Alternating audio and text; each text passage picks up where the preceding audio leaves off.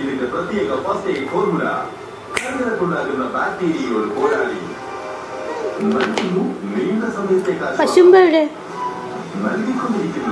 നൽകിക്കൊണ്ടിരിക്കുന്നു Strepsils തൊണ്ടയിലെ കരകരപ്പിന്റെ first aid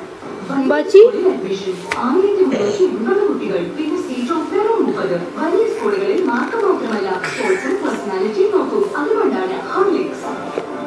ഇപ്പോൾ എല്ലാവരുടെയും നോട്ടം അവിടെയാണ് അവർ